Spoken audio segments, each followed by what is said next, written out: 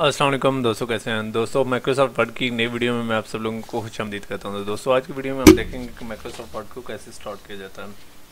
और Microsoft word को start करके हम स्टार्ट करने के डिफरेंट कौन से मेथड्स हैं। ठीक है, तो बगैर कोई टाइम ज़ाया किए आज की वीडियो स्टार्ट करते हैं। ठीक है, तो मैं दोस्तों, जैसा कि मैं आप लोगों को पहले भी बताता रहता हूं कि हमारी जो ये जो कोर्स है वो किसी विंडो ओरिएंटेड यानी एक ख़ास विंडो के लिए नहीं है, बल्कि विंडो के तमाम प्लेटफॉर्म्स के लिए है। ठीक है, और इसी तरीके से हमारा किसी एक वर्जन पर माइक्रोसॉफ्ट वर्ड का कोई एक वर्जन नहीं यूज़ करे, बल्कि हमारी जो कोर्स है, हमारी कोशिश है कि हम इस तरह का कोर्स बनाएं कि जो कि तमाम माइक्रोसॉफ्ट के तमाम वर्जन्स पर यूज़ हो सके। ठीक है, तो सबसे पहले तो मैं आप लोगों को जो कि बताऊंगा कि जो कि मैं खुद ऑपरेटिंग सिस्टम यूज़ करूँ।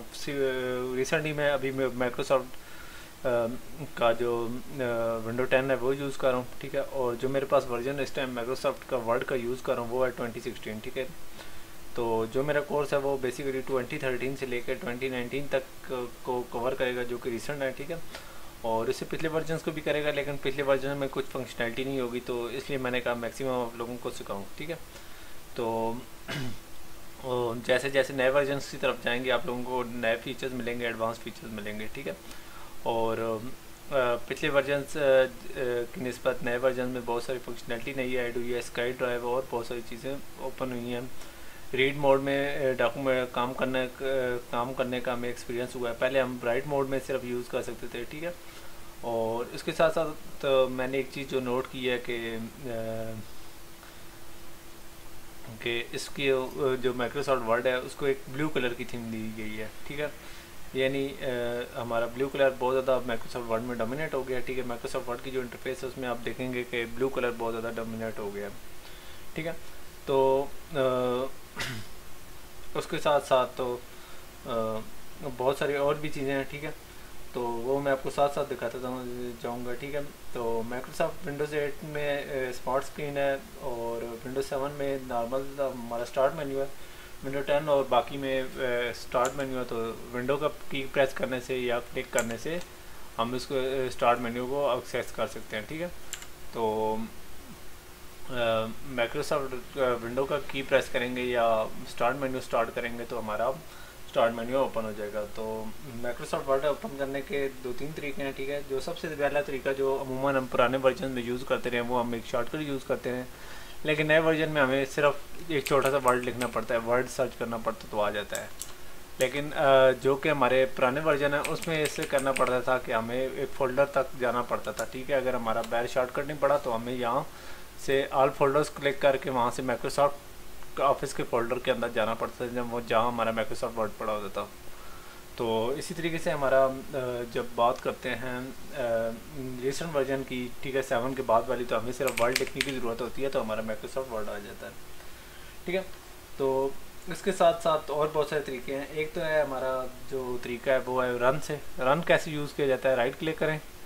ठीक है, और दूसरे के साथ स्टार्ट मेन्यू के साथ और वहाँ रन को क्लिक करें तो हमारा रन होगा। उसके अंदर हम लिखेंगे विन वर्ल्ड। ठीक है, विन वर्ड जैसे ही ओपन करेंगे तो हम क्लिक करेंगे तो हमारा माइक्रोसॉफ्ट वर्ड रन हो जाएगा।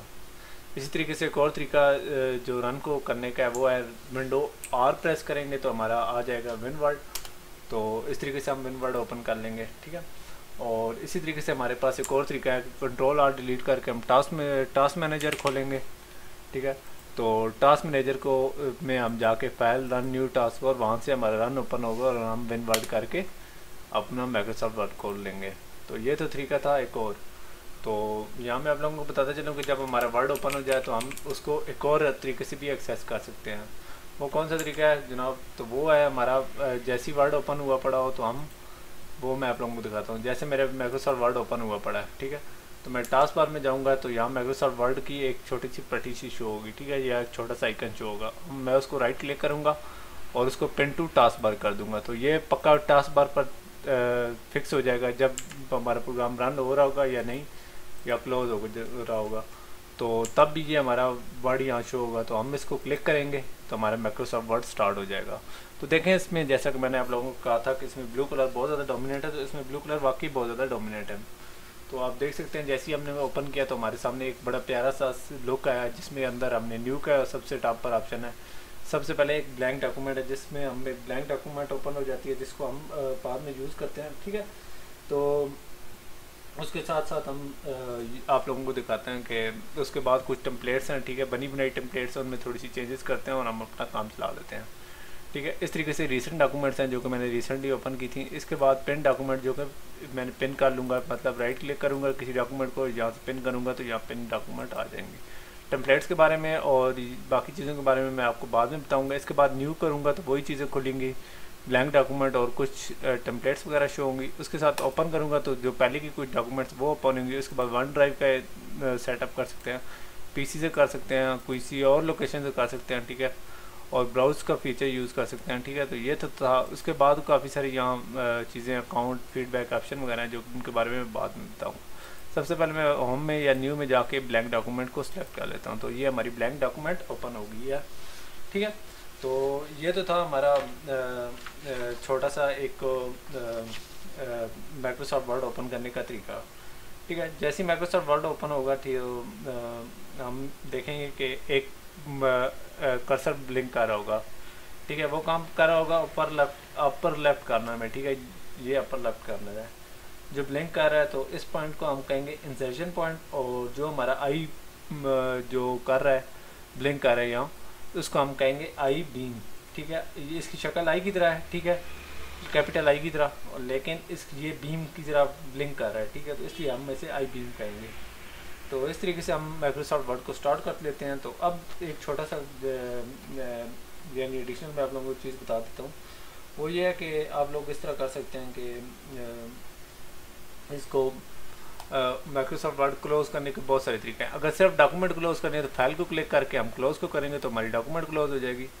लेकिन अगर हम अपनी डॉक्यूमेंट ब्लैंक डॉक्यूमेंट को या कोई भी डॉक्यूमेंट है उसको माइक्रोसॉफ्ट वर्ड दोनों के साथ इकट्ठा क्लोज करना चाहते हो तो हम यहाँ से क्लोज कर सकते हैं, ठीक है। तो बेहतर ये है कि आप यहाँ से क्लोज करें अपनी डॉक्यूमेंट को और यहाँ से माइक्रोसॉफ्ट वर्ड को क्लोज करें। तो इस तरीके से हम लोगों ने आज की वीडियो के अंदर देखा है कि माइक्रोसॉफ्ट वर्ड को कैसे स्टार्ट करते हैं। तो ये एक इंट्रोडक्टरी टाइप की वीडियोस थी, ठीक है। तो आप लोग कहेंगे कि इस पर इतनी वीडियो बनाने की ज़रूरत तो नहीं थी, मुझे भी महसूस नहीं हो रही थी, लेकिन चूँकि बहुत सारे जो भी कोर्स आप स्टार्ट करते हैं उसके अंदर एक बेसिक सा टॉपिक होता है, तो for the sake of completeness हमने ये किया है, ठीक है। तो बहुत सारे इसके पावरफुल फीचर हैं, ठीक है, जो कि आप लोगों ने खुद से भी एक्सप्लोर करने हैं, ठीक है, ठीक है। तो इसके अलावा और भी बहुत सारे हम तरीके डिस्कवर करेंगे। अगर आप लोगों को कोई तरीका ऐसा पता है जिससे माइक्रोसॉफ्ट वर्ड और तरीके से ओपन हो सकता है तो आप काइंडली हमें बताइएगा, ठीक है। CMD से ओपन कीजिएगा। CMD से ओपन करने के लिए CMD करें और यहाँ आप लिख लें विन वर्ल्ड, तो माइक्रोसॉफ्ट वर्ड ओपन होगा कि नहीं, ठीक है।